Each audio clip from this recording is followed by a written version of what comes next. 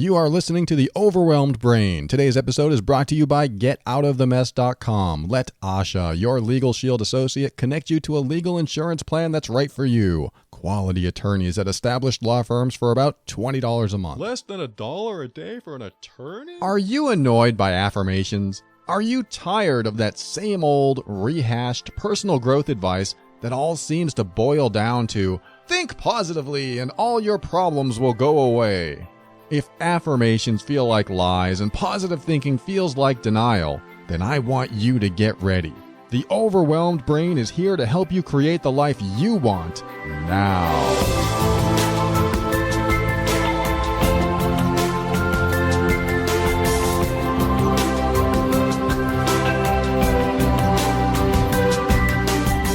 Hello, this is Paul Coliani, personal empowerment coach and host of this show called The Overwhelmed Brain. This is the personal growth show for the critical thinker.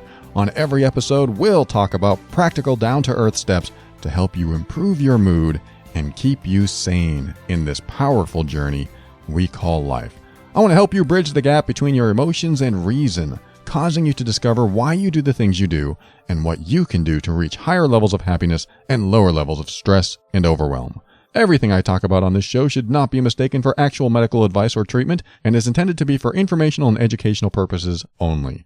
Always consult your physician before making any changes to your medical treatment. What you'll find here is an increase in your emotional intelligence, a strengthening of your self-worth and self-esteem, the motivation to be your authentic self, and the forward momentum to help you learn, heal, grow, and evolve. I want to talk about a fear of a fantasy future. You know what I mean? The future that you make up, the anxiety that kicks in when you think something is going to happen, or maybe you know something is going to happen and you're not sure how to handle it, so you get anxious. Or you might know how to handle it and you still get anxious. It's the idea of projecting something out into the future and worrying about it. It's sort of like looking at the ocean going, I don't want to go in the ocean because I might get eaten by a shark. I think I actually have this fear. I think I look at the ocean and go, why would I bother going in there? It's too risky. Even though I've been in the ocean hundreds, maybe thousands of times, I can still look at it and project into the ocean, project into my future that I will get bit by a shark or something like that. Or how about when I was a kid, and you've probably experienced this, where I was at a dance one day, and I don't know, I think my dad was there. Oh, it was a roller skating rink.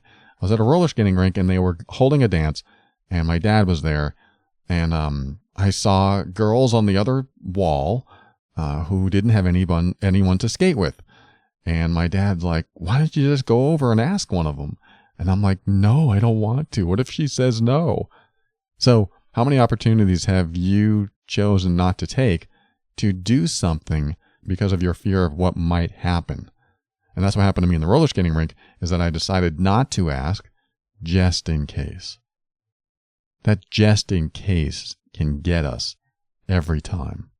If I do this, then something might happen, so I better not just in case. If I ask this person out, they might say no. So I'm better off not doing anything and never finding out if he or she would have said yes. So it's better that I stay where I am. And I tell you what, if you're not completely happy where you are, then staying where you are isn't always the best course of action. That doesn't mean every time you take a chance that you'll get what you want.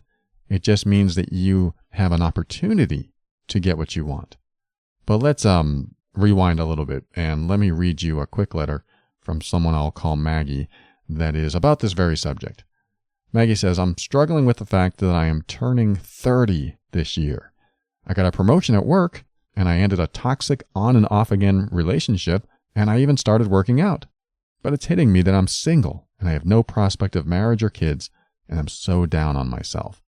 I just wonder if you have any episodes, or could make one, about turning a new leaf, especially going into the next decade and having a sense of anxiety due to the events that haven't come to fruition. As always, thank you for what you do. I'm an avid listener of your podcasts, and you have helped me so much in my journey. So thank you, Maggie. That is a great question, and it's something that I've actually been pondering myself. If for those of you listening who are over 30 and going, 30? Wait till you hit 60. Wait till you hit 80. There are older listeners out there that look back and go, oh, wow, 30. I wish I was 30 again. But I won't throw that in your face, even though I just kind of did. But I don't mean to put you down there, because I think when we hit that decade mark, it is a reminder of what we haven't done yet and what we've yet to do. And it just allows us to contemplate what's going to happen in the future and assess what we've accomplished so far. I'll tell you what, when I hit 30, I accomplished pretty much nothing. Well, is that true? Well, I think I did own a condo. I think that was when I owned the condo in Florida. And that was an accomplishment. It wasn't something that I honestly cared about. I was like, okay, either pay a rent or pay a mortgage. And I had a girlfriend at that time, and we both invested into this condo, and it was great. That's what we did. But we both had normal jobs, and we both had no savings, and we were both just not really considering that we needed to save for the future and, have our emergency fund, like Dave Ramsey, that financial radio show guy, talks about. Have our emergency fund, have 6 months of savings, and start to invest in other things. By 30, I wasn't doing any of that. I didn't have any savings. By 40, I had some savings, but I still wasn't where I wanted to be. And what I noticed is that over the decades, when I hit 20, when I hit 30, when I hit 40, now I'm moving on to 50. Over the decades, that I can associate the personal growth and healing and learning that I've gone through, I can associate all of that to my progress in other areas of life. So when there's something inside you that still needs healing, it's almost as if life stops you from succeeding in other areas until you address that. This is a total shot in the dark here. And I'm really reaching. So don't take me at face value. But let's just pretend that the reason we're not where we want to be in life is because we still have something unresolved in us. And when I imagine that, I remember that my healing started after my first real breakdown at 35 years old. When I broke down and cried that I hated my stepfather so much, it all came out, and then I came to a new place in myself. And I came to a new level of being in life. I was able to finally start expressing myself and also start making decisions that weren't so fear-based. They were more in integrity-based, in alignment with my values-based, because I did healing within. I was with my wife, and she wanted somebody to express themselves. She wanted me to express my emotions and express what was on my mind. She wanted that in a partner, in a husband. And so after that breakdown, that's who I started becoming more and more of. And because of that, I started making decisions that were right for me instead of fearing what would happen if I made these decisions. If you've been listening a while, you've heard my story. When we were broke, when we were homeless, when we were going to the soup kitchen. And then I finally got a job making $13 an hour, something like that. And it was definitely enough to keep us going and start the process of, living life outside of that system again. And 3 or 4 weeks into it, I felt stifled. I felt like I was imprisoned in this job. I felt like, I can't stay here. This job is sucking the life out of me. And the dilemma of keeping the job for the money or leaving the job for my integrity was what came up.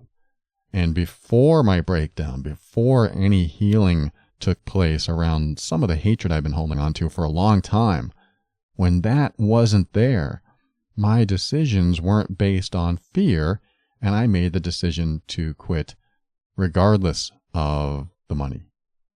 Now, there's more to that story, and I got my wife's support, and I went on to find a better job that paid more and things like that, so it all worked out.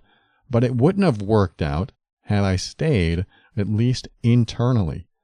And it makes me wonder, if I did stay solely because we needed the money, then would that have put me in a place of repressing negativity, holding down those bad emotions, so that when I finally got to the next level in my healing and growth, that I would have to now deal with this new thing that I allowed into my system, being in a job I hated, being out of my own integrity, being out of alignment with what I value most. Would I have had to deal with that now? And how many steps back would I have had to have taken to get out of that again, if that makes sense?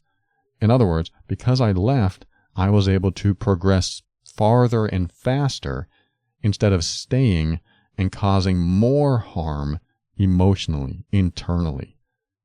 So who knows? It could have worked out either way, but I knew that I felt that I was toxifying my system. I felt like I was in a position that was harming me more than helping me. And yes, when I quit, it was liberating. I felt so good. It felt great going to the soup kitchen again, knowing I didn't have to return to that job. So I look back at decisions like that I made in life that absolutely impacted me in a huge way. Like the time I lived in California after I moved away from Florida to be with the woman I eventually married. My condo was being rented out and the renter stopped paying, and suddenly I had no income from that property.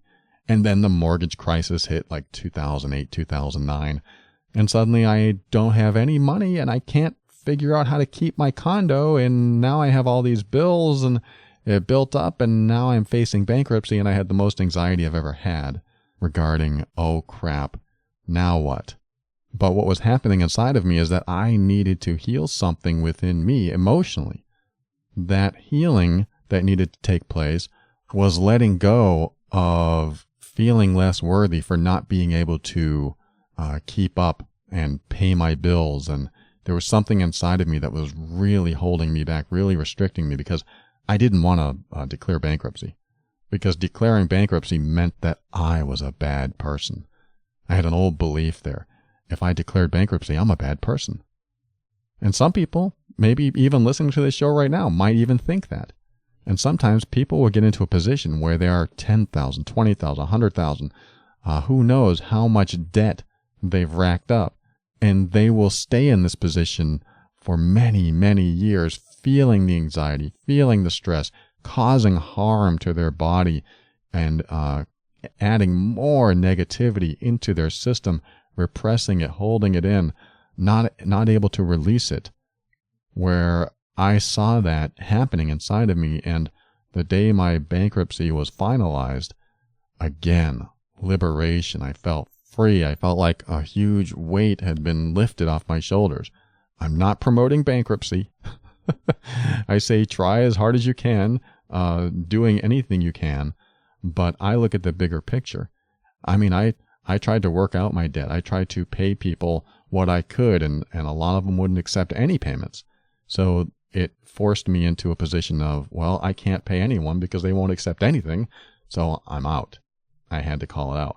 And that day it was finalized and I felt that liberation, I realized, wait, this is healthy for me, my mind and body.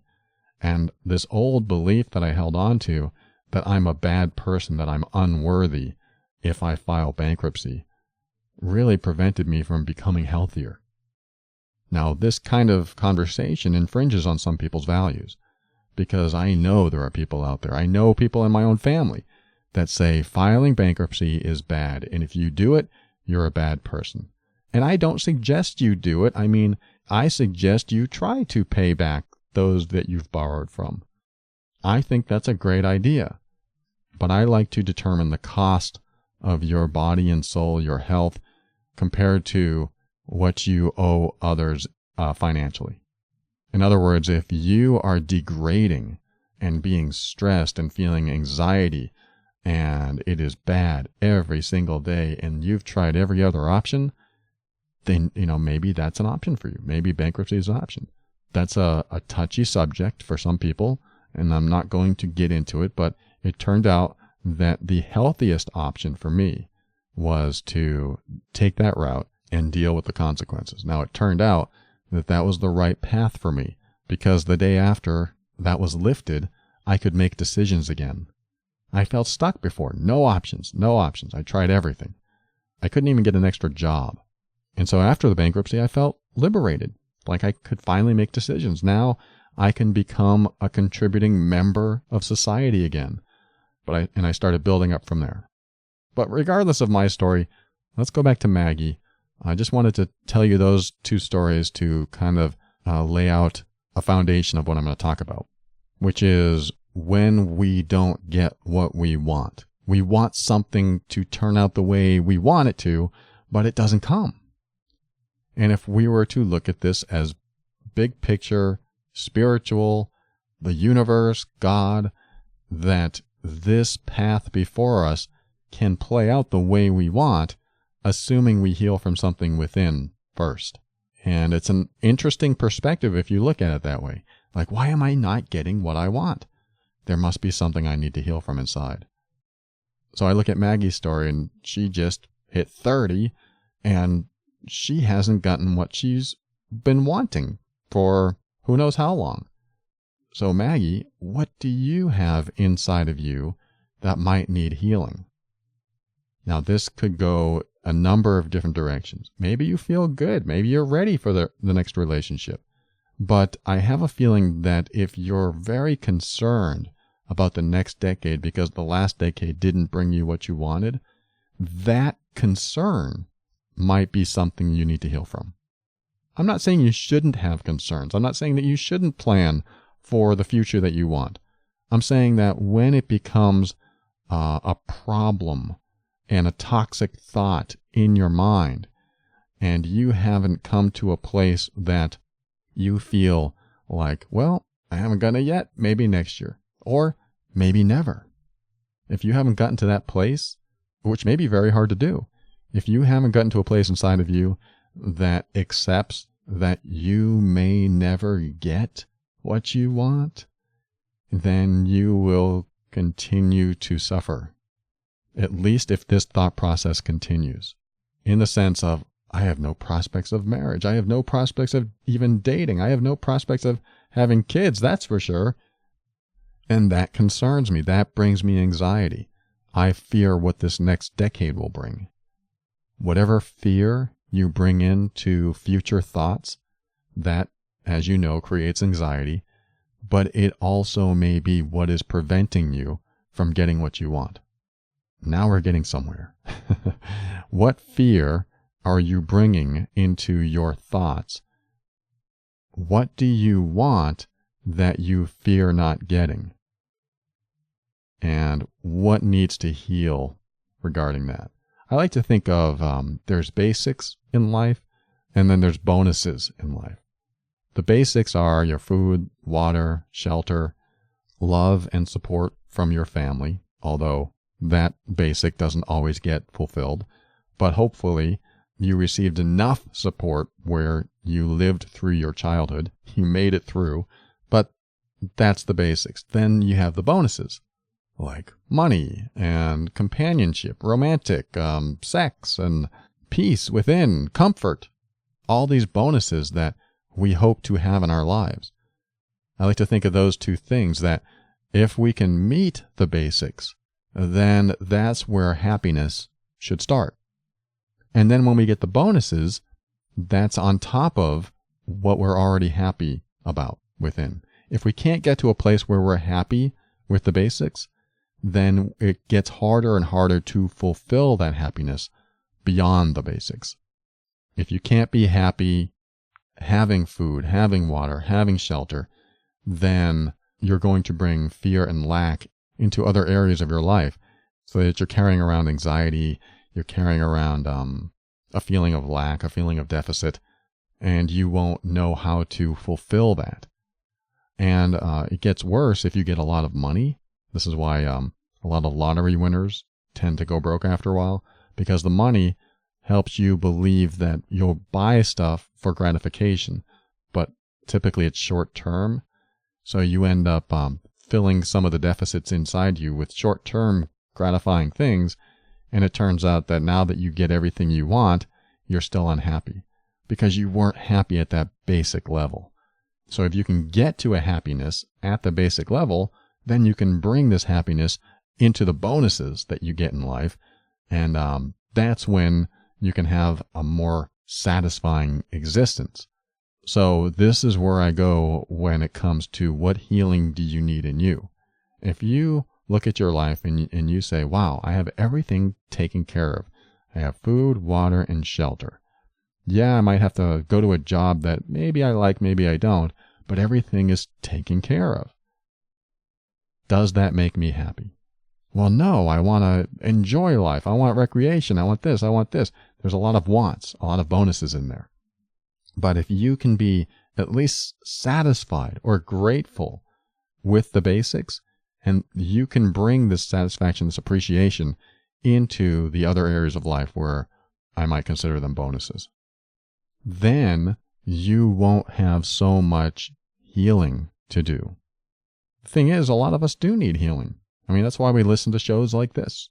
That's why we look stuff up on the internet to find out how to heal, find out how to get beyond our inner pain, our turmoil, the emotional baggage that we're carrying around. So that's how you address what's going on inside of you.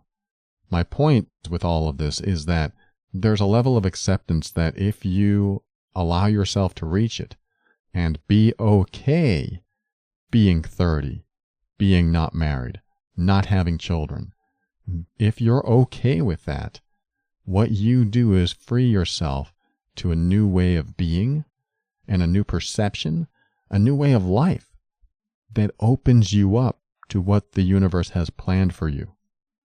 Again, it's a little spiritual, but if we think about it this way, if there's some universal plan for us and we're supposed to be happier and more fulfilled in a certain way, but we choose not to address what needs healing in us, is that preventing us from getting to that point?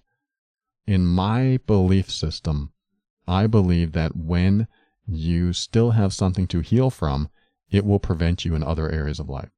For the longest time, I had to heal from the dysfunction of my childhood. One of those dysfunctions was pretending to love someone I hated. I hated someone in my family, but I held on to the idea that it was bad to hate. And it turns out that it's okay to hate. It's okay to express the hate, because as long as you bring it up and let it out, the hate usually diminishes. You can only hate for so long until you get worn out. You get tired of hating and go, oh, I've hated, now I'm done hating. Now I'm beyond that. I mean, this is, again, my opinion, but I truly believe this is what happens, is that when we allow some of the bad thoughts and feelings out, finally, and so they can be released, we no longer carry around those bad thoughts and feelings. I carried around hate for many, 35 years. I carried around hate, and I didn't even know I had it in me. I just knew something was wrong inside. But I also didn't know how to address the things that were wrong inside. When I was 35, I didn't have some of the tools and techniques and some of the teachings that I speak of today. So I didn't know what to do. I didn't know that, oh, if I feel bad, I should drill down into that bad feeling and figure out what is really causing that bad feeling. If I'm anxious, I should bring it out to the worst case scenario and figure out what would make me the most anxious. What would be even worse than that? If I'm angry, I never thought to express that anger and tell the person I was with that they are crossing the line or disrespecting me. I never did any of this stuff, so I held it all in. And because I held it in, I wasn't really getting too far in life. I would get burnt out at my work. I would get burnt out on my jobs. I would lose relationships. They would all leave me. That was the story of my life, is when I get into a relationship, everything seemed to be okay, but that underlying negativity inside of me came out in small ways. I was very passive aggressive. I was a people pleaser. I never expressed myself. All this stuff came out in very subtle ways and sometimes very overt ways. But the person I was with never got a feel for the real me, because I'm not going to show anger. Why would I show anger? That might cause them to leave me. And that's what actually caused them to leave me, by not showing the anger and other things. But you get the idea, is that I held on to all this stuff, and it prevented me from having long-lasting relationships, having a long-lasting career, creating a successful path in life, whether it be health-wise or financial-wise or any of these other things, because I still had healing to do. So why I'm telling you all this, Maggie, is that there may be a point that you have to reach inside of you that, and bear with me, that comes to terms with never being married, never having children, and becoming an old lady, and no one loves you. I won't leave you there. I want you to take this thought out to the extreme. What happens if I'm never married?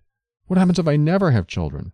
What if I never get the job I want? What if I never meet the person of my dreams so I can spend the rest of my life with them? What if all that's true? What if it gets worse than that? What if you end up with an illness? And what if I could go on and really make your day miserable. But I don't want to do that. I want to help you reach a point where, if you can come to an acceptance that that's true, that the path to healing may open up for you. I truly believe that the things that we hold on to create resistance inside of us. I don't want to feel this way, so I'm just going to watch a funny TV show. I don't want to feel this way, so I'm just going to put on a smile and pretend to be happy. I don't want to feel this way, so how do I cover it? I'm going to buy something that makes me happy in the short term. And we hold on to these feelings, and we never heal what we're holding on to.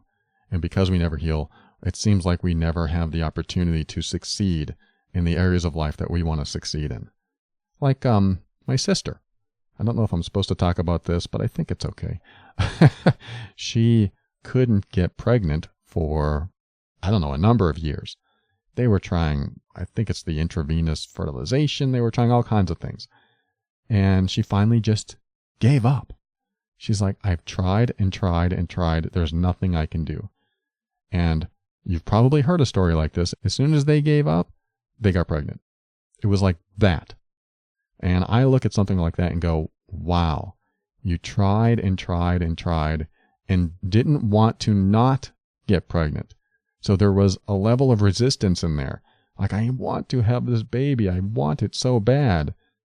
So the resistance is not wanting to have that baby. The resistance is the unacceptance, if that's a word, of not having a kid. I can't accept that I won't have a kid, so I'm going to keep trying and keep trying and keep trying.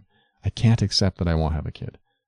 As soon as they accepted that, I guess this isn't for us, I guess we're not going to have kids, they were pregnant. It just happened. I believe the body responds when the resistance is gone. The resistance leaves when there's an acceptance of what is. And when you accept what is, the path to something different, the path to success, shows itself. This is kind of out there, it's kind of spiritual, but it can really help when you're just down on everything. So I like to think spiritually when it comes to thought processes that simply won't go away. Like, I can't get past this. I can't get past this. And I finally go, well, this must be meant to be. This must be the way it is. This must be what C-3PO said, right? It must be our lot in life. I think he said that in Star Wars. This must be our lot in life. So this might be your lot in life. I don't say that to disappoint you. I say that so that you can reach a level of acceptance that eliminates the resistance. And when you eliminate the resistance, you open the door to what the universe has planned for you, which may very well be exactly what you want. That's the hard part, and it's so hard to explain it. Because you could hear me and go, wow, so what he's saying is that you should just be okay not having kids, and that's the way the rest of your life is going to be. Or you're never going to get married, or you're going to die old and alone. No, what I'm saying is that when you resist those things, it has the tendency to come true. But when you accept those things, what you want but you aren't getting, the opposite can happen, where what you're really wanting and never getting suddenly appears. I've tried this, believe me. I've tried this over and over again with all kinds of things in my life, and it works. It really does. As soon as I come to an acceptance of what I can't have or I'm trying to get, the thing I'm trying to get just materializes. And when it doesn't materialize, I can look inward and go, wait, what is it inside me that still needs healing? And is that associated in any way with what I'm wanting but not getting? Sometimes it's directly associated, and sometimes it feels like these aren't connected at all. What's that mean? So I explore that. So you might have to explore some things in you, Maggie. I know this isn't the down-to-earth practical advice that I normally give, but I have a lot of episodes that talk about, making decisions, being in alignment with your values, and just getting forward momentum because you're making decisions in alignment with what's best for you, with what's in your highest intention, in your highest interest. When you're always moving in that direction, then doors open that weren't there before. When you're concerned and bringing fear into the future and you're worried that you're not going to get what you want in life, then what manifests can be what you fear. And then you'll have these thoughts of, I knew this would happen. This always happens. Every time I want something, this happens. I knew it. And instead, if you make decisions that are in alignment with your values and you're honoring your personal boundaries and you're expressing yourself, you're expressing what's really on your mind, you have forward momentum. You're taking action. The universe loves action takers. The universe rewards action takers. The universe doesn't reward people that don't make any changes, that resist what is. The universe doesn't reward those who stay in toxic situations and hope things change. The universe rewards those who make the change, who, dare I say, be the change. So I don't know if this helps you, Maggie, but I hope it does. Again, it's a little bit more spiritual than I normally go into, but sometimes that's what you do. Sometimes that is the answer. Thanks so much. I wish you the best. We'll be right back with Ask Paul.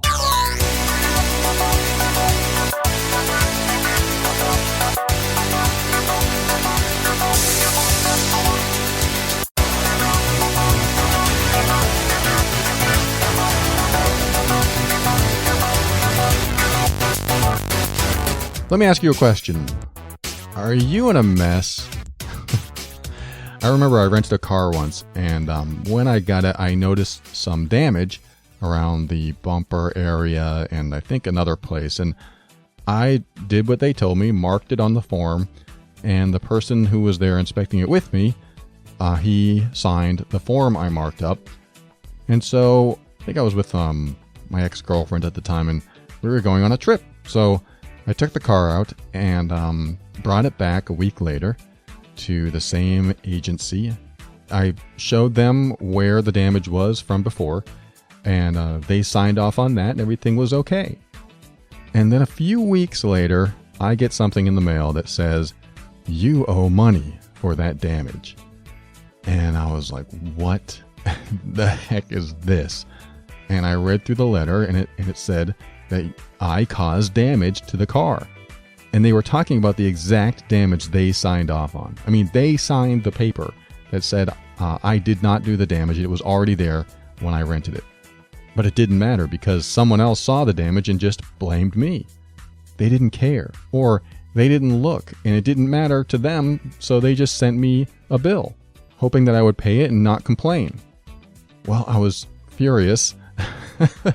Fortunately, I kept a copy, but I had to go through the rigmarole to get this resolved. I had to call their agency, and they didn't care, and they said, you still owe the money, you can't prove it. And then I wrote them a letter. I did all kinds of things. Then I realized I wish I had an attorney to send a letter to tell them that what they're doing is illegal. It's wrong. But I didn't, and I had to go through the whole thing myself, and I finally found the paperwork, and I sent them a registered letter, and it's a whole big story, and it caused me so much stress, so much anxiety. They were asking for $1,000, and it was something I didn't owe, and they signed off on it twice, saying that it was their issue, and that they wouldn't blame me for the damage that was already there. If I had known Asha would get out of the mess then, I wouldn't have had to have dealt with that at all. She represents Legal Shield, and they are a company that allows you access to a law firm where you can get an attorney in any number of specialized areas related to the mess that you're in. I was in a dispute with a car rental agency, and I could have avoided this whole thing if I just had my attorney send them a copy of what they signed and I don't know what they call it, a stop bothering me letter. And that would have been it. But, I had to spend a few weeks going through this with the headaches that are involved doing all that stuff. And, coming from one of their renters, it's not as powerful as opposed to when it comes from an attorney with attorney's letterhead. And that's what this service that Asha represents does. I mean, that's not the only thing it does, but that's one of the things of many that I could have used them for many years. Now I'm on the service and I use them for a lot of stuff, but that would have been highly beneficial to get that done and over with, as if I had what she calls legal insurance. Just to have someone at your disposal that's in your corner that will help you not be bullied, that will fight for you, will represent you, and help you keep your rights.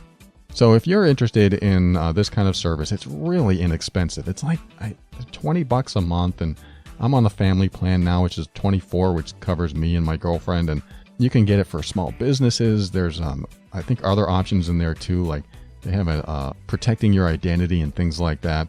Check them out. Go to getoutofthemess.com or call Asha and see if this service is right for you. Her number is 678-355-8777. Her name's Asha. She is super sweet. I know her well. She will help you determine if this is the right service for you. 678-355-8777 or getoutofthemess.com.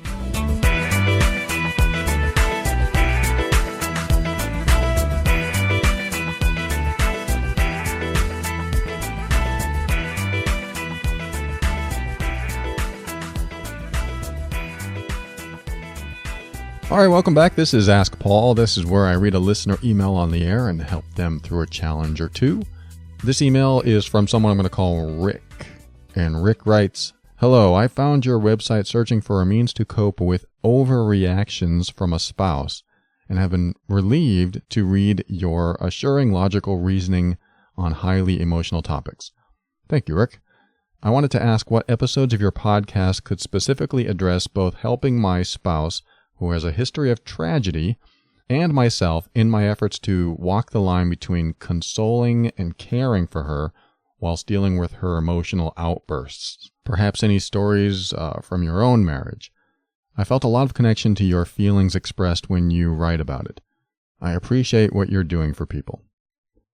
All right, Rick, that is a fantastic question, fantastic topic. Because there are people in the world that we connect with, that we're friends with, that we're intimate with, in our family, that have been through a lot of trauma, tragedy, abuse, I mean, you name it.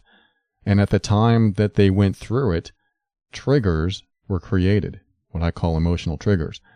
Those emotional triggers are things that haven't been healed from their past, and what they're doing is bringing those triggers into relationships so that when something happens that either reminds them of that trigger, either consciously or unconsciously, or creates a space for them where they don't feel safe, then they will, what appears to be overreact to an event that may not justify that reaction.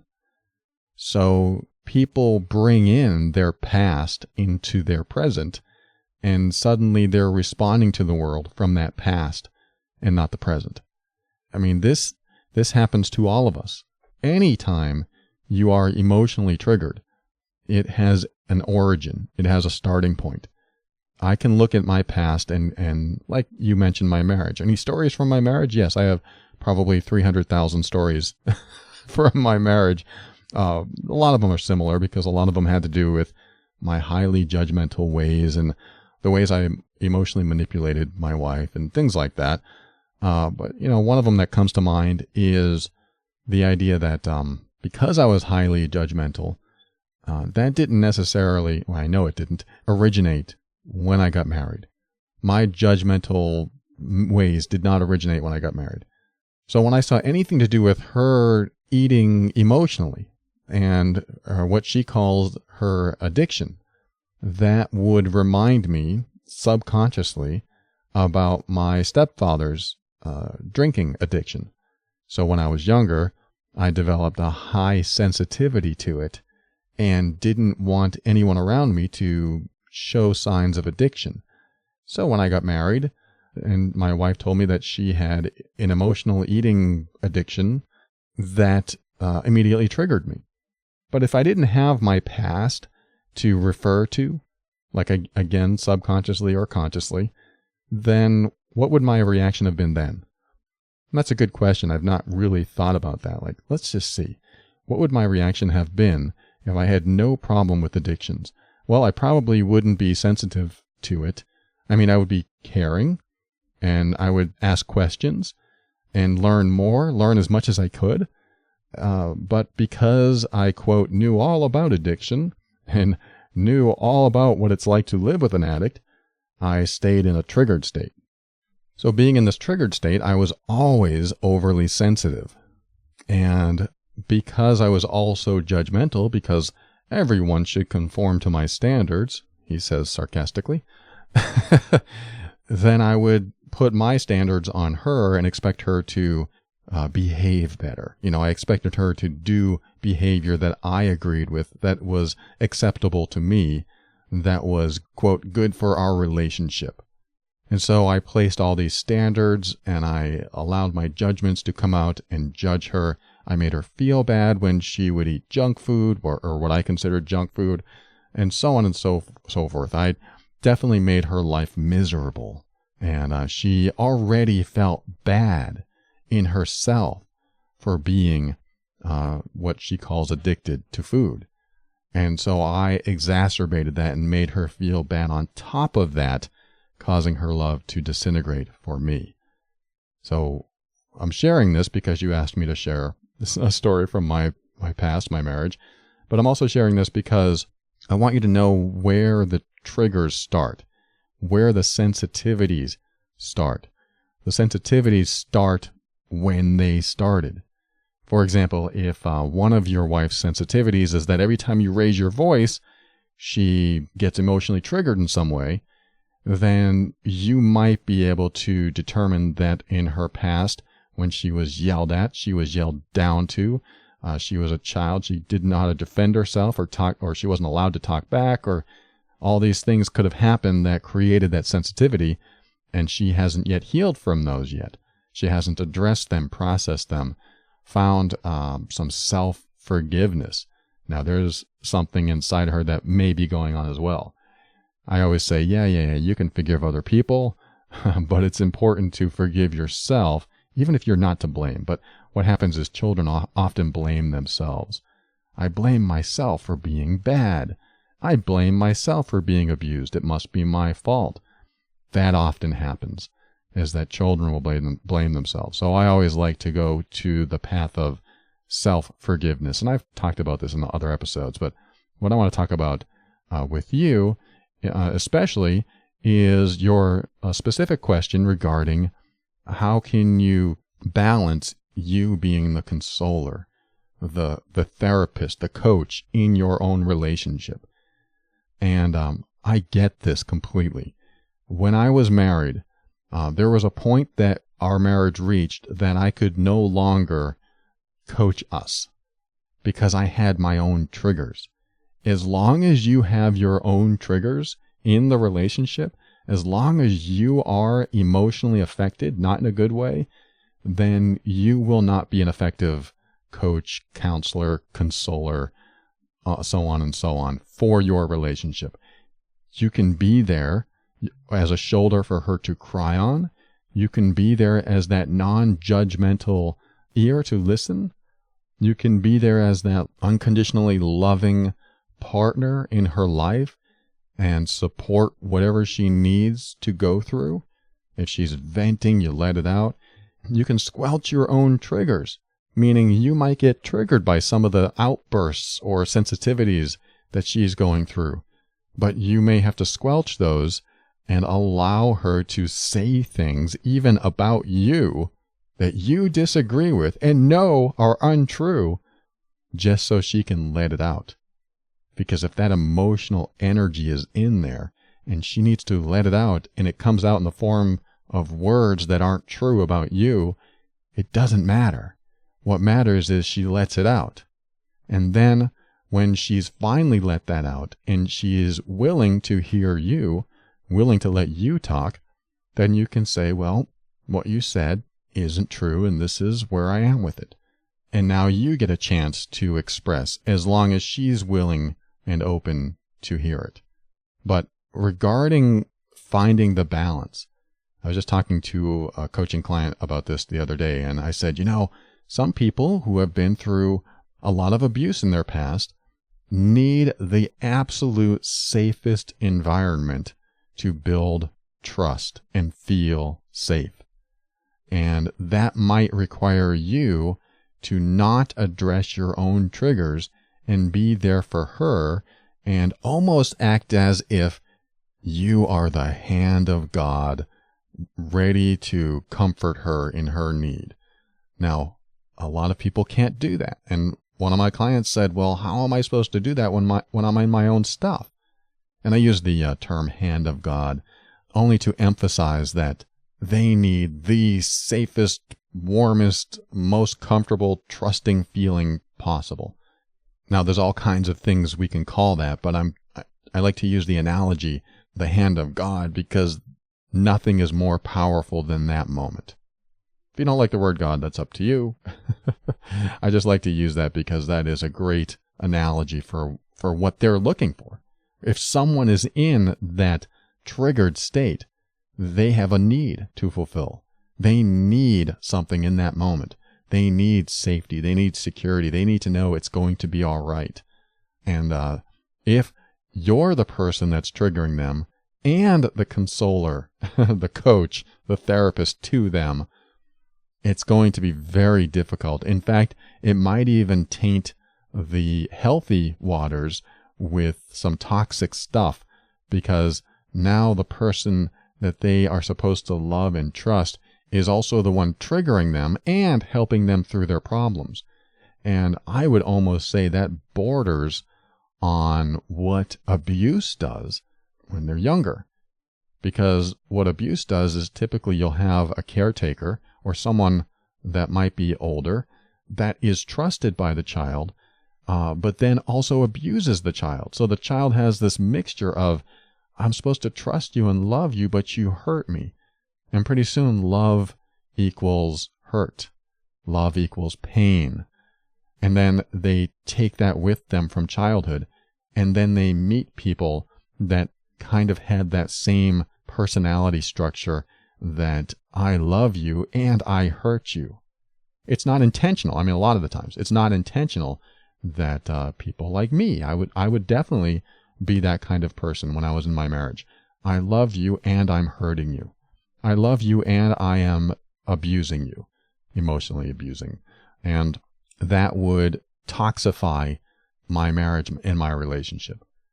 So let me get to your question, though. Your question is, how do you find the balance? Or at least that's my interpretation. You said she has a history of tragedy, and you need to find out what episodes I have that address walking the line between consoling and caring for someone while they're going through this triggered state. So I think I do have a couple episodes on unconditional listening. I don't recall what they are, but I would definitely look on my website and just type in a search term of trauma or abuse at theoverwhelmedbrain.com. Just type in one of those search terms, and I think one of them that comes up is the episode I had called Starting the Healing Process from Child Sexual Abuse. I don't know if what your wife experienced was sexual abuse, but certainly the effects of any type of abuse are prevalent in the symptoms of sexual abuse. There's different symptoms, and sexual abuse is a lot more violating, but you're going to find very similar symptoms in what they carry in from childhood. So that might be educational. Like, I would start educating yourself on just what someone who's been through a lot of a trauma or abuse goes through and carries with them until they start the healing process. Because what you're facing, and I can relate to this, is that you need to be someone extra special. And I hate to lay this on you, but when you are with someone who's been through any type of abuse or trauma, something terrible in their childhood, the person that they're with has to be almost, saintly.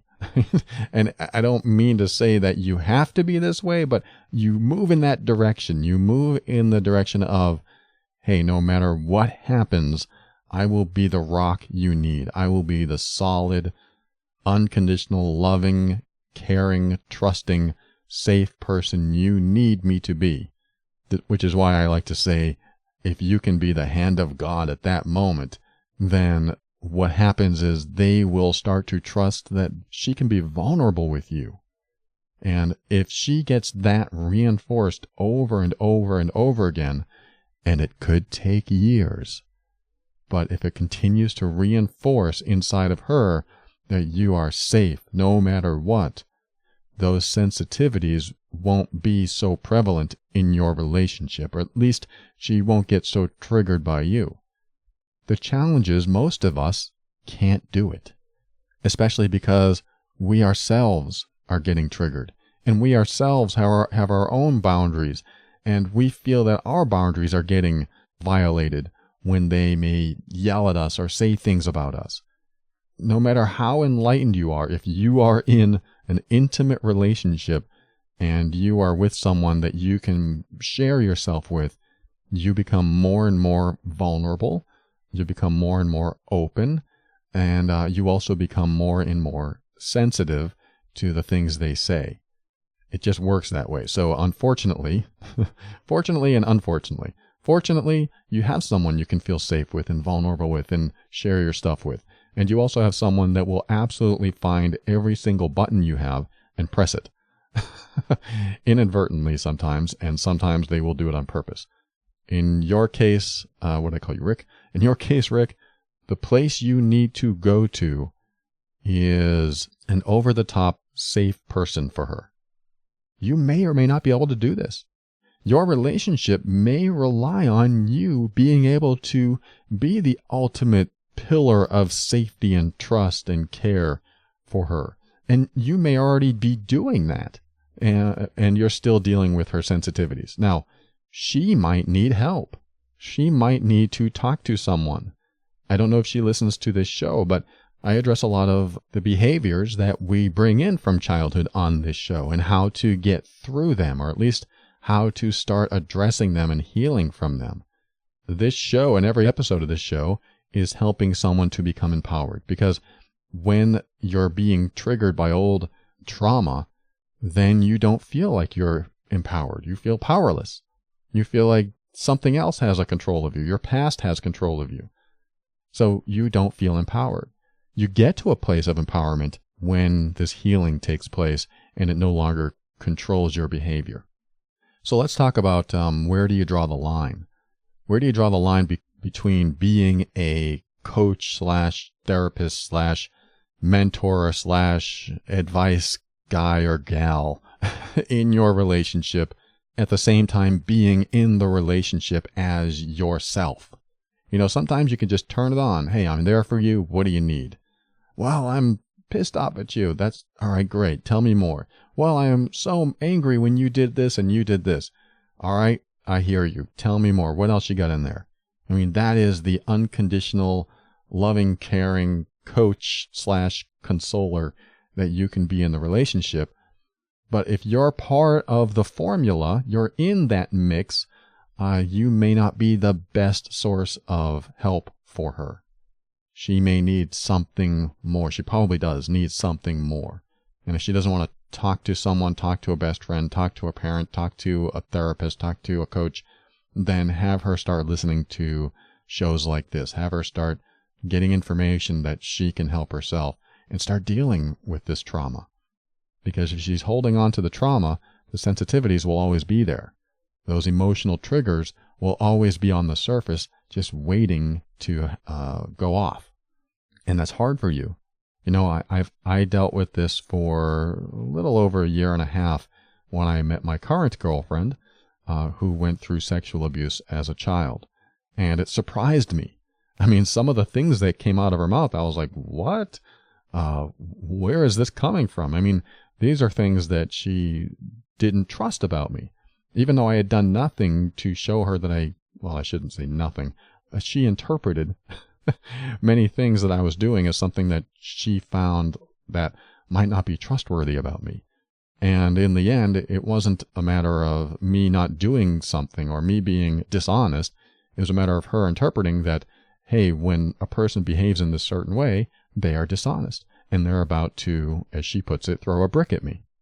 So she, over the years, has gotten used to being treated in a certain way, people acting in a certain way, and then showing up differently, showing up in a betraying manner. So she was not able to trust me for quite a period of time until I continued to reinforce that I am safe, that I am not going to show up in any other way except the way I am. And that was a challenge. There were times that I wanted to just go off because I knew she was wrong. But I also had to draw the line. I really had to stand up one or two times, maybe more, where I felt that she was just plain wrong and she was crossing my line. You know, there's only so much leverage you can give someone before they finally push you over the edge. And that's what I felt. One day, she was pushing me over the edge. I felt disrespected. I felt like she didn't care what I thought. She wasn't listening. And I just said, all right, that's enough. You need to back off. What you're saying is untrue, and I feel very disrespected right now. And I just took a stand. And now I didn't know what was going to happen when I took that stand, but I was pushed over the edge. I felt like I couldn't be this caring, receptive, safe person for her anymore because now I felt like I was getting beat up, emotionally at least. And she stopped talking, and I said my piece. And when you do this, if you have to do this, always be what Cesar Millan calls, he's the dog whisperer. I don't know if you know him, but I've learned a lot from him on dogs, but also with people, because he says, always show a calm, assertive energy. I just love those two terms together. If you need to honor yourself, show a calm, assertive energy that this is unacceptable. I will not have this in my life. This is what I need to do to tell you to back off because there's a line and you've crossed it. As I even state this now, I am calm, but I am assertive. I will not allow this to happen. I'm not jumping into freak out mode. Like, why are you saying this? I don't like this at all. I'm not jumping into that because now I'm all in my emotions. And if I really know what I want for myself, then there's no reason I can't put on this calm, assertive energy, which is why it's so important for you to know yourself well enough to know what your boundaries are, to know where you stand and where you draw the line, and at what point you're going to speak up, stand up, and say your piece. You know, stand up for yourself. But always do it with calm assertion. If you do it with anything else, you run the risk that something is going to explode. I mean, something may explode anyway. It may turn into a fight. Who knows? But the idea is just to know yourself well and be okay with honoring yourself with that calm assertion. Now, what will happen is likely the opposite of what you think will happen. What I thought would happen when I did that is that she would either get madder or she would start crying or she would yell, or I thought something else would happen. But she saw the stern approach that I took and how calm I was about it, and she respected that in me. She was actually able to respect me for being that way instead of doing the, quote, freak out. I was able to reach a place of respectability by being calm and assertive. This is important. This is what I want for me. You are crossing the line. this is where it ends. It has to stop here. You cannot disrespect me anymore. You cannot say these things anymore. She respected that. And later on, she said, you know what? When we were talking about this, that's probably the best thing you could have done. By you standing up for yourself and telling me to back off was probably the best thing you could have done, because I would rather have someone stand up for themselves and not have to have me plow them over. I want to know that I'm with someone that I can't just plow over, that I can't just knock over. And I was like, what do you mean? And we talked about it some more, and I came to the realization that when I backed down, when I allowed her to be dominant and pummel me, that it actually showed her that I might be weak. I'm kind of putting words in her mouth here, but I'm assessing it as I think about it now, is that if she saw that as a weakness in me, maybe she couldn't trust me fully to be there if she had a breakdown or if she needed me in some way, shape, or form. Imagine that. Imagine that she sees a strength in me because I stood up for myself. And I think that's important. So when you're thinking about being the coach / partner to your spouse, to your girlfriend or boyfriend, I say be as receptive and caring and unjudgmental and unconditionally loving as possible until they cross the line. You know when they cross the line because you've learned enough about yourself and know what you want for yourself and know what is acceptable and is not acceptable for yourself. If you don't know that, you need to know that. You need to know what's right for you so that when you're in these situations, you can stand up for what you know to be true. And you might have to stand up against someone you love because they're crossing the line. And it may not always work out the way it worked out for me. But I take these chances that they might be mad at me, my girlfriend might be mad at me, might leave me because I'm standing up for myself. I take that chance because it's right for me, because it's in integrity for me, and there's only so far I want to be pushed before I become unhappy. And I don't want to be in a relationship where I'm unhappy. And if I'm with someone who is not supporting the person I want to be, then I probably don't want to be with that person. So when I stood up for myself, that's the person I want to be. That's the person I want to maintain and continue to be. And when she backed down and realized, wow, that's who he is, and he is standing up for that person, she realized, again, I'm putting words in her mouth, she realized that might be a strength in me or something that she can look at and go, that I know to be true about you. That is authentic. That is genuine. Instead of me backing down going, oh, I'm so sorry, honey, I'm so sorry, or I'll try better next time, where she may have seen that as a weakness in me.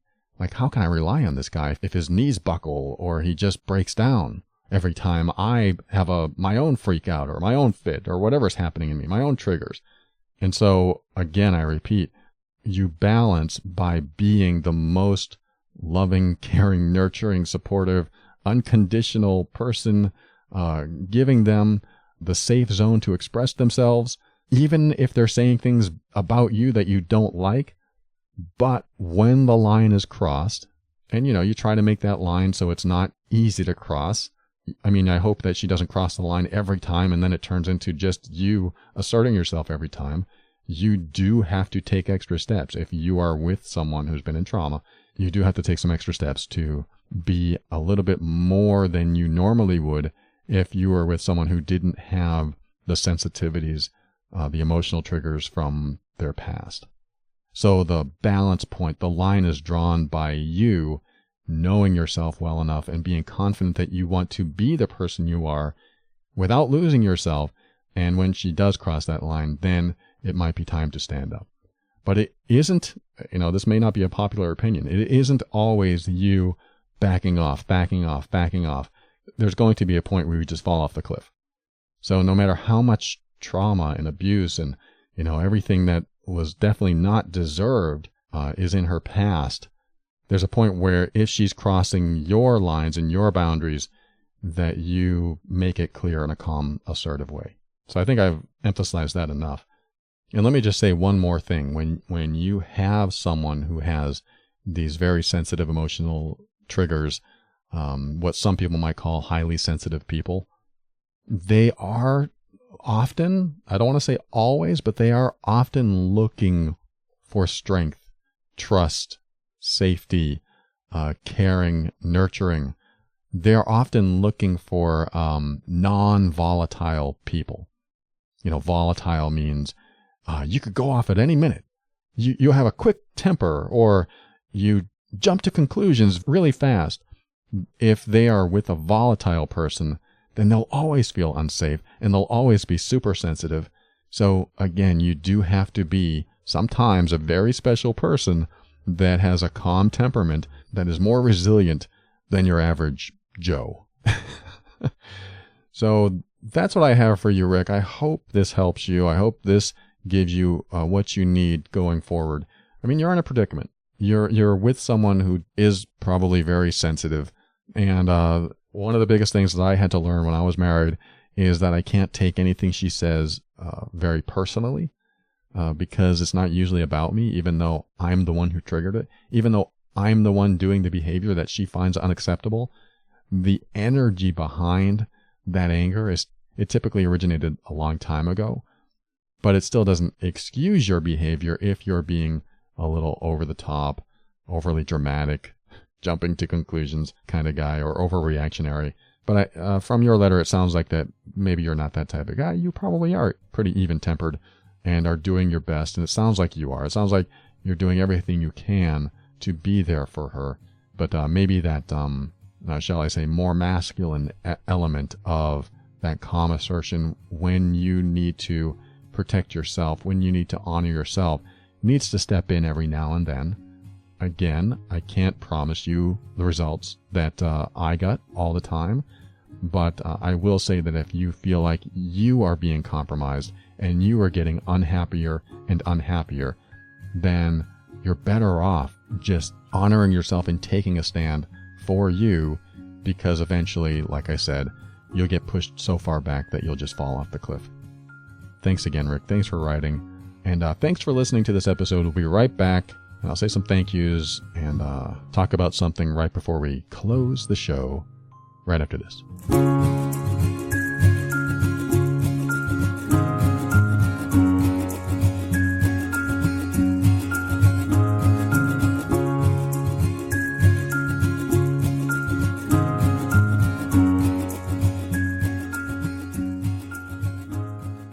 Thank you for listening to another episode of The Overwhelmed Brain. I want to thank a couple people. First of all, Veronica, thank you so much for your donation. That was very generous. I appreciate you. We've connected a few times, and it was a nice surprise to see that. Again, I appreciate you. Thank you so much. I also want to thank Amazon reviewer George Varcoli, I think is how you say it, and he reviewed the book The Overwhelmed Brain. I just got to read this because I love it.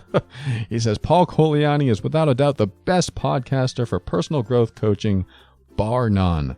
He goes, I've listened to tons of others. Nobody compares to Paul.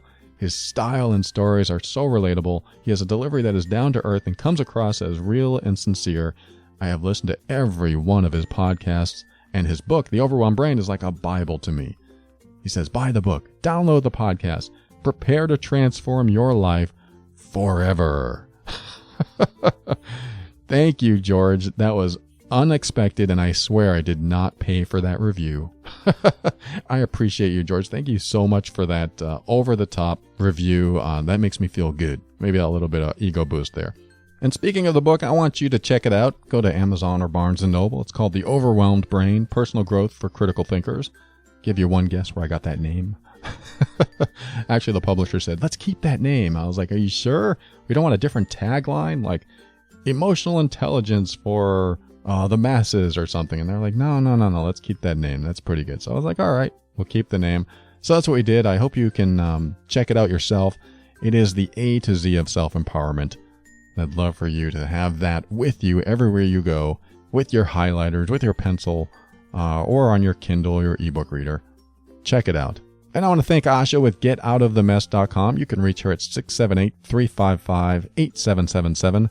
If you're in the US or Canada and have anything going on where you feel like it's a mess and I want to get out of it, like she knows someone that is going through some sort of issue with a violation of a contract or something like that, and they're just into all these headaches and refuse to call an attorney and want to deal with it themselves, and it's been months. And she's like, why don't you get this service? It's so inexpensive and you could probably have it resolved in a week. And they're like, no, I just want to do it my own way myself. And she's like, all right, well. So if you're in any kind of mess, give her a call, 678-355-8777, or go to getoutofthemess.com. And I want to thank the patron members. The TOB Patron Program is where you can give back to the show, and you can get private episodes and worksheets and even email coaching. And I just had someone write to me and said, what is this email coaching thing? What do you do? I said, well, you write to me, you vent, you tell me your problems, your challenges, and then I write back and I address everything that you write about. And then you take the time to introspect, reflect, and write back again, or just take that information and hopefully change your life in a positive way. It's a great alternative if you don't have the budget for one-on-one coaching, and it may just give you the insights you need to create the life you want. Anyway, if you're interested in the patron program, go to patron.theoverwhelmedbrain.com and check it out. And whether you're a patron or not, I want to thank you if you've purchased that book that I was talking about, The Overwhelmed Brain, or if you've purchased any worksheets, or especially if you've used the Amazon link. Go to theoverwhelmedbrain.com and use the Amazon link every time you shop, and that helps support the show. And I know there are quite a few of you that are doing it, but if you haven't done it yet, why not? Check it out. It's an easy way to give back, and you don't have to do anything special. You just click on the link, it takes you to Amazon, and you can buy anything you want. And we definitely appreciate it here. Thank you so much. Go to theoverwhelmedbrain.com and click on that Amazon link every time you shop. And finally, thank you to Kevin McLeod of Incompetech.com for some of the music transitions in The Overwhelmed Brain. And in closing, I'm going to read something that I just got. This is rare that I'll read something the day or the day after that I received it. I'm usually like a month behind. But this came in and I read it, and I'll just read it to you and I'll comment on it in a moment. This is from a gentleman named Tom. He said, your podcast is the first I have ever donated to. That's right, Tom. Thank you for your donation, by the way. Very kind of you, very generous. Thank you, sir. And he followed it up with this email. He said, even though I've only been listening to it for 2 days, I've already found help from your words. Your episode, Relationship, Love, Acceptance, Leave or Stay, really woke me up, as that is exactly what I'm going through this past year and a half. So if you don't mind, here's my story. 2 years ago, my mom died. She had a heart attack and dealt with the debilitating disease ALS. I lived with her and my stepdad through most of her experiences with ALS, and it really had a negative effect on me. For the longest time, I was having PTSD experiences of what she had to go through every day just to get by. Before she died, I decided to do something that I've wanted to do for a while, which is move across the country to Portland, Oregon. I felt extremely guilty and sad to be leaving my mom, but I knew I needed this change. The day I left, I was driving in Pennsylvania when I got a call from my brother. My mom suffered a heart attack, and she was unconscious. My stepdad made the choice to take her off life support, because that was her will if it ever came to this. I was devastated. I broke down in a screaming fit of tears. I drove back that same day, entered the house, and walked into her empty bedroom. The bed she once spent all her days on was just that, a bed. I had no words. My body just felt numb. I was now overwhelmed with the decision of what to do next. I had a job waiting for me in Portland. I am fortunate to be surrounded by an amazing network of family and friends, and that really helped me make the decision that I still needed to make this change in my life. I mourned for a month, and then I made the trek cross-country by myself. But during that month, I met a girl that really helped me through it. She knew I was leaving, but still spent a lot of time with me. She was awesome. When I left, we still kept in touch a lot over phone calls and text messaging. We were both committed to being with each other. And 3 to 4 months later, she made the choice to move cross-country to be with me and experience a new life. We immediately moved in together, but reality struck. As soon as we came face to face, I felt like I didn't want this. like I was living a fantasy, but the reality is that I was still grieving, and I had to move out of Portland to find a place to live with her. So already I was leaving the place I came so far for. I related to this podcast episode very well because I was very judgmental and criticizing and complained a lot. I was very unreasonable and unaccepting of even the silliest of behaviors. What was I thinking? I love this girl. Fast forward 2 years, and she ended things. I promised change, but it never really happened, or it barely happened. I really did love her, and we connected on a lot of levels. Now that she is gone, I feel like crap, and I would love her to be back in my life. Am I just fooling myself? I feel like I need to focus on myself now more than ever. But I miss the connections of a loved one. I still miss her. She has definitely moved on, but I am still grasping at straws for her attention, and it's crazy. So after listening to this podcast, I realized how I wasn't accepting enough, and I pushed her away a lot. Like I wanted it my way, always. What an insane way to think. Especially when you're trying to build a relationship. I need to change my beliefs. Thank you for your podcast. It is helping me a lot. Then you write, phew, that felt good just to write about. Sincerely, Tom. You can use my real name if this is considered for your podcast. And Tom, yes, I used your real name, so I hope all those details in your email were okay, because that's how I read it, word for word. Now, I wanted to read this on this episode, even though I got this a couple days ago, for one major reason, and that was because I related to it all too well. In fact, I lived in Portland, Oregon, and I thought about, visiting my mom, and she's getting older, and I'm wondering if she's, near that age where I should start seeing her more before she passes on. And I have all these thoughts, and I was also with a girl that eventually left me for all the things that you wrote about there as well. I related to this so much that I actually teared up when I read the part where you walked into your mom's bedroom and just saw the bed. I'm thinking someday I'm going to do that, and it's going to be painful. Thinking about it now, it's painful to think that, geez, how often do I visit her? Is it often enough? How often do I talk to her? Is it often enough? And I'm sure that even if I saw her every day, I would think it's still not enough. Because you just don't want some people to leave. Some people are very important to your life, and you just want them to be around all the time.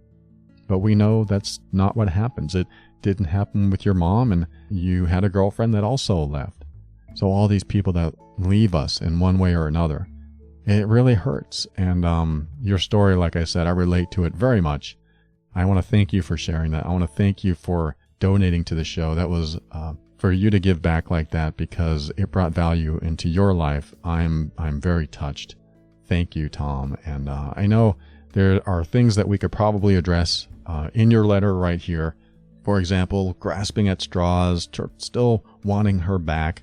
I think there's an episode on the acceptance of loss that I just did recently that you may want to look at. Check out some of my more recent episodes, because I want you to move on from this. Because yes, there's a chance that an ex could come back into your life. Absolutely. There's always that chance. But you can either sit around waiting for that chance, or you could move on and be happily surprised if it ever happens. Or not happily surprised. Because what happens is, once you accept that your girlfriend is never coming back, and you give yourself the motivation to move on, then if she does come back, guess who's going to be a slightly different, slightly more healed person? Yes, you. You're going to be more healed. You don't want someone back when you're not healed yet. If they left and you're still in that kind of pain, and you're still healing from some of the stuff that you brought into that relationship, you're going to have to work on that for a while, which means the acceptance of what is. She's no longer there. She's not coming back. And moving on, whether you get into another relationship or not. And if she does come back, after that, you're going to be a different person. Because the person you were couldn't, and I hate to say this, couldn't sustain the relationship. The person you were couldn't sustain the relationship. So the person you become by the acceptance and moving on and knowing you have growing and learning and healing to do will be the new person that goes into the next relationship, whether it's with her or not. So that's what I'm going to leave you with. That one little suggestion, one little tidbit that I hope helps you. And the best way I can tell you to get to that point is not only keep listening to this show, but also keep your mind open. This will allow you to step into your power and also be firm in your decisions and actions so that you can create the life you want. Always take steps to grow and evolve, even through the hard stuff. You are powerful beyond measure. And above all, and this is something I absolutely know to be true about you, you are amazing.